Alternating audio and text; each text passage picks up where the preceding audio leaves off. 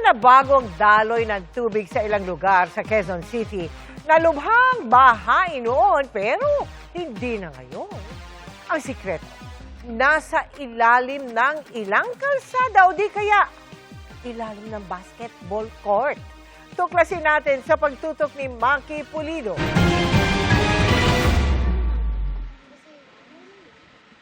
May naiwan pang mantsa kung hanggang saan umabot ang baha sa Barangay Santa Monica, Quezon City, Hulyo noong nakaraang taon.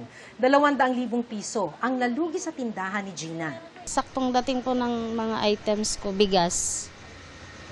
Nabaha po. Mga 60 kaban yun. Lugi, ma'am, hanggang ngayon hindi pa kami nakakaano.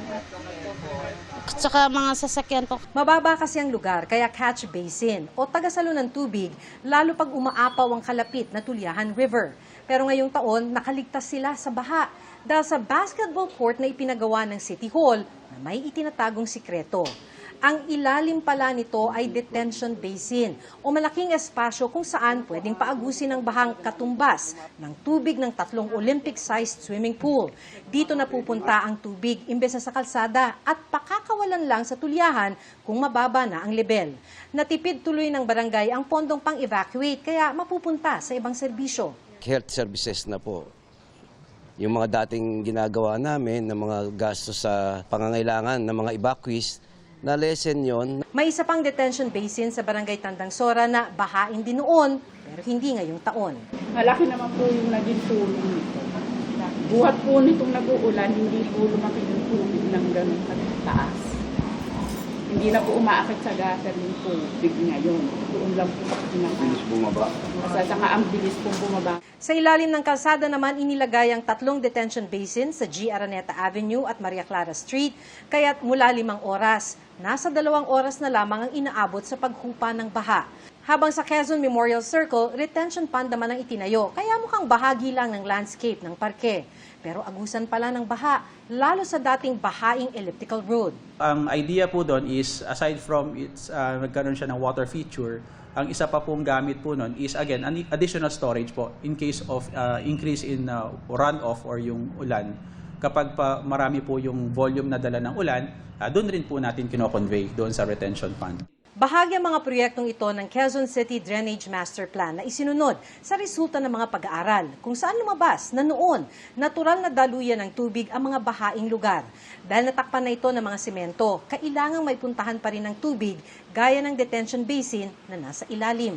So ang ginagawa po natin ay through science and engineering design, minimimic po natin, ginagaya po natin kung ano po yung capacity supposed to be ng waterways or yung area na yon to carry water.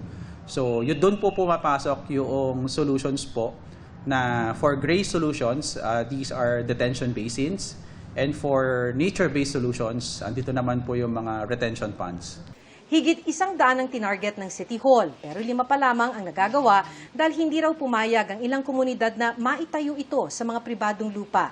Kailangan din ng pondo, kaya nanghihinayang sila na hindi na-coordinate ang 17 billion pesos na flood control project ng Department of Public Works and Highways sa lungsod, na sana raw ay naisunod sa kanilang 27 billion pesos na drainage master plan. Just imagine, 17 billion pesos. Ang isang project po namin na detention basin, nasa 50 million lang po. Malaking tulong po sana yung resources po from the national government if talagang nagamit din po according to the plan. Maki Pulido, nakatutok, 24 oras. 2 buwan pa lang pero bumigay na ang bahagi ng isang river wall sa Marilao, Bulacan. Giit ng kontraktor nito, hindi ito substandard. At nakatutok live si Maris Umani. Maris. Vicky, narito ako ngayon sa Barangay Prensa 2 dito sa Marilao, Bulacan at makikita nyo sa aking likuran ang river wall na gumuho kahapon sa kasagsagan ng malakas na ulan at pagragasa ng tubig dito sa Marilao River na nagdulot ng pangamba at ng takot sa mga residente rito. Sa kuha ng isa sa mga kabataan naglalaro sa may tabing ilog sa Marilao, Bulacan, makikita ang unti-unting pagguho ng lupa. Sa baba nito, bumigay na rin pala ang tipak-tipak na semento ng river wall. Noong una, nagkakatuwaan pa ang mga bata hanggang sa matanto nila ang peligrong kinaroroonan nila. Umangat na yung tubig. Saan? Antar na to. Delikado. Delikado yan. Replace na yan, replace na. patanggal na rin to. Uy, alis na. Akala po namin, lumilindol lang po, kaya gano'n. Gulat na lang po kami, biglang nalaglag yung yero. Takot na takot talaga. Nakakatrauma po siya eh. Akala po namin yun na po yung last na. Bigla na pong gumuho na po, tapos tumalon po kami dito. Tapos, yun po, tapos bigla po rin po namin narinig yung tumunog yung yero. Kumalabog po. Kwento ng isa sa mga kabataan, umaambon na lang nung panahong naroon sila, pero malakas ang ulan nung umaga. Parang lalamunin po kami. Hollow blocks po. Tapos yung lupa po. Kasi na po sa amin, papunta na po sa amin yung hollow blocks tapos yung lupa. Labis din ang takot ni Meiji, lalo't ang bahay nila ang isa sa mga nakatayo sa ibabaw ng gumuhong river wall. Nangamba po. Tsaka medyo yun na-shock kasi nga baka pati kami madamay dun sa pagguho. May mga bata po dun sa loob. Kaya medyo na-bother ako. Ayon sa punong barangay ng Prensa 2, wala pang 2 buwan ang lumilipas mula nang matapos ang river wall. 5 milyong piso raw ang halaga ng proyekto, kaya nagulat silang nawasak agad ito. Tuwing sasapit ang bagyo, sasapit ang panahon ng tag-ulan, unti-unti hong nagugumuguho yung mga lupa dito sa gilid ng ilog. Pagka gumuho na yung mga lupa natin dito, kasunod ho nito yung mga bahay na ang susunod na babagsak.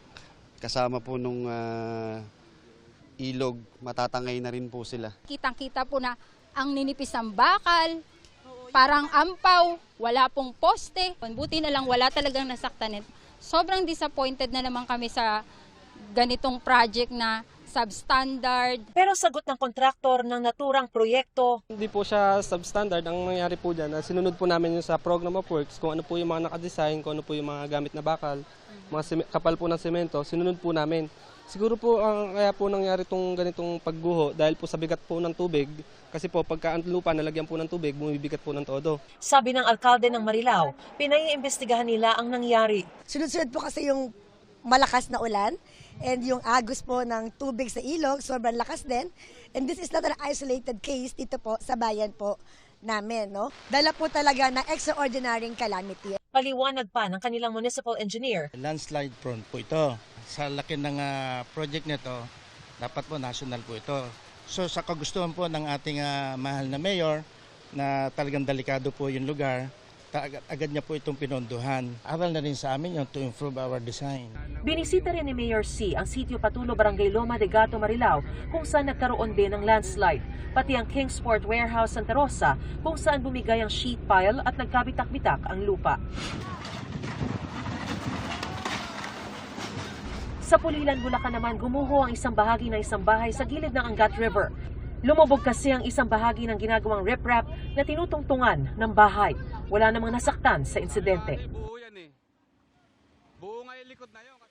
Vicky, balik dito sa Marilao. Ayon sa contractor, nangako sila na makikipag-ugnayan agad sila sa lokal na pamahalaan at hihingin yung bagong program of works at oras na umaraw na bukas ay agad din daw nilang sisimulan ang pagpapagawa sa naturang river wall na gumuho. Vicky? Maraming salamat at ingat, Maris Umali. Tulong at hindi umano suhol ang mahigit 5 milyong pisong ibinigay ni dating Congressman Jing Paras sa lalaking kinausap umano para siraan si Executive Secretary Ralph Recto. Itinanggi ng kanyang kampo na may planong honey trap operation na tila parte umano ng paggiba sa oposisyon. Nakatutok si Oscar Oida. Nagpunta kaninang umaga sa NBI ang abogado ni Batangas Representative Leandro Leviste bilang tugon sa inilabas na subpina ng tanggapan. We just invoke Representative Leviste's right to remain silent. That's it. We deny any involvement. Again, no comment. Iniimbestigahan si Leviste, kaugnay ng pagkakasangkot umano sa plano kung may mga kinuuhang mga babae para gawa ng di totoong kwento si Executive Secretary Ralph Recto. Nang tanungin naman kung nasaan na si Leviste. Oh, I don't know. You tell me. Kayo yung may reports on that. I don't know. That's it. Thank you. Nagpunta rin sa NBI ang mga abogado naman ni dating Congressman Jing Paras para magsumiti ng affidavit ng kanilang kliyente kaugnay ng investigasyon. Ayon kay Attorney Mark Tolentino, kilala raw talaga ni Paras ang talent manager na si alias Ken na nagbulgar ng umano'y plano. Nakasama raw ito ni Paras nang mag-produce siya ng pelikula noong 2022. pero wala daw plinanong honey trap operation. At sila raw ang nilapitan ni alias Ken. Si Mr. Ken, sila ang nag-offer, nag-volunteer sila na may sasabihin na nangyari in 2025. So ang trabaho naman sa aking kliyente is tumulong lang na sa paggawa ng affidavit sa mga babae. So nagtawag siya ng mga abogado para magawa lang ng affidavit. Kaugnay naman daw sa sinasabing 5.5 million pesos na suhol. Di daw yun suhol, kundi tulong. Natatakot kasi itong si alias Ken na magsasabi na baka, kasi ang kalaban nila, mataas na opisyal. So saan sila magtago? Anong gastusin nila? Pag magtago sila, baka harasin sila itong mga mataas na opisyal. So humingi sila ng funds. That's why umabot ng 6 million hanggang 5.5. Plano daw nilang magsampa ng kasong perjury laban sa mga umaakusa sa kanilang kliyente. Hinala ni Attorney Ferdinand Topacio. This is part of a bigger and grander plan to decimate the legitimate opposition. Alam naman natin, si Congressman Jing Paras ay isa sa mga foremost critics ng Marcos administration at founder ng Kampilan. Siyempre, bendalo na naman tayo. Ganyan naman lagi di ba? Hindi naman itong first time kay Mike Defensor, doon sa 18 Marine. So, hindi na tayo nagtataka kay Director Matibag. Nakausap ng GMA News sa pamamagitan ng telepono si NBI Director Matibag, pero tumanggi siyang magbigay ng pahayag tungkol dito. Oscar Oida, Nakatutok, 24 Oras. Tuloy ang pag-sparkle sa GMA ng global fashion icon na si Heart Evangelista. Muli siyang lumagda ng kontrata sa Sparkle GMA Artist Center. May chika si Nelson Canlas. Sparkle star since 2018 at hinahangaan sa halos 3 dekada. Hindi lang sa katatagan sa kanyang career, nagpamahalas ng tapang. Pinatunayan din ni Heart Evangelista na mayroon siyang pusong matatag para harapin ang challenges sa buhay at pusong mapagbigay sa mga nangangailangan. What keeps you going? I think my love for what I do. Hindi pwedeng puro victory lang ang aasahan mo sa ganitong klaseng industriya. But because I'm very consistent and I believe that I've become so much stronger, I feel like naging immune na ako and I'm willing to even take, more challenges to get to where I want to be. And I have big dreams. You have reinvented yourself over and over again. I think kasi yung nangyari dyan, it was very organic. Every time I would go through something, I feel like I'm like a little stream of water. I will find myself through the cracks of the woods and find myself into a bigger stream. Usually when they say reinvention, it was never intentional. It was an outcome of something very drastic, maybe sad, but I always found something in me that would accept and adjust and relocate myself and still continue to go towards a dream that I've always wanted ever since. At sa gitna ng kanyang mga pinagdaanan recently, muling nabuhay ang friendship nila ng itinuturing niyang first love, si John Prats. Just recently, we sat down with our pictures nung bata kami. Nag-reminisce kami na parang may gusto kami ibigay sa mga fans namin na nandyan, na hindi nawala for 20 plus years. The biggest fan service we can ever give them. Not necessarily a closure, but a project na I feel like magiging masaya sila and it will be something na sobrang OC at hands-on namin dalawa. Are you confirming that you're going to have a project soon? Yes, I'm confirming na mabubuhay na ang Gummy Bears. Joe Hart.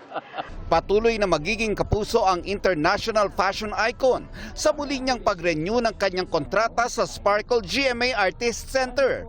Kasama sa contract renewal sina GMA Network Senior Vice President Attorney Annette Gozon Valdez, Sparkle GMA Artist Center First Vice President Joy Marcelo, Vice President for Musical, Variety, Specials, and Alternative Productions Entertainment Group, Gigi Santiago Lara, at Sparkle GMA Artist Center AVP for Talent Management, Vic Del Rosario Jr. Mahal na mahal natin si Heart dito sa Sparkle at sa Kapuso Network. We see how much she's grown as a person and nakikita natin talaga yung hard work niya and work ethics.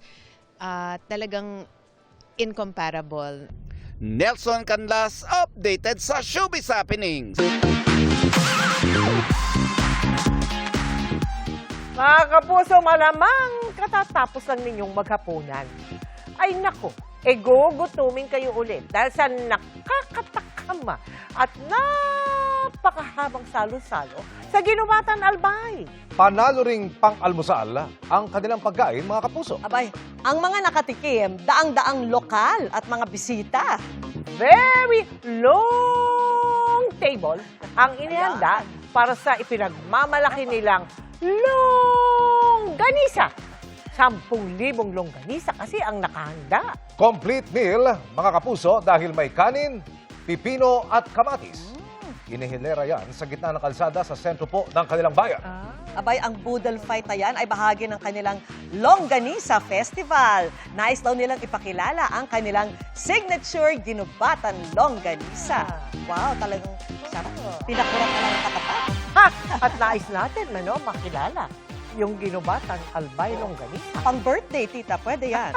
Aba, ito na. Ayan Speaking of naman, birthday, magic. Ma'am Vicky, bago tayo magtapos, hindi natin palalampasin ang pagkakataon para batiin Hindi ko napansin. ng belated happy birthday Ay, naku, thank you. si Ma'am. Abay, Binabasa ko lang yung script, Ma'am. Abay, nandyan pa. Happy Nandyan yung image Happy ni birthday tita. po.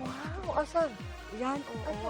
Ito, Ma'am. Ayan, no? Ay, Papareho ko yan, lang yan. Ano mo, ganyan ba yung tsura ko? Para naman lola. Ay, hindi lola naman talaga. Happy birthday, Ma'am. God bless you, Ma'am. Am I supposed to take it from you? Ano, Ma'am? Ako na magdadala Tita, sa kwarto mo, Ma'am. tanongin niyo sa akin yung wish ko. Tumagal pa at marami pa tayong pagsasama dito sa 24 oras. Bakit ko kaya naitanong yun? Mabigat, ha? Mabigat, Ma'am. Mabigat ba talaga? Naku, parang napakasarap. At kulay, purple. Sayang. Gusto ko sanang, share yan. Pero wala eh. Pahiwa natin kay Tina, Ma'am. Kutilyo mo. Pundan ba? Ay, hindi. At yan po ang aking birthday cake. Ay, hindi pala yung mga balita ngayong Martes. Ako po si Mel Tiangco. Ako po si Emil Sumangil. At ako po si Vicky Morales. Ito, hindi may news. Walang kinikilingan. Walang pinoprotektahan. Noon at ngayon, serbisyong totoo. At dahil hindi natutulog ang balita. Nakatuto kami 24 oras.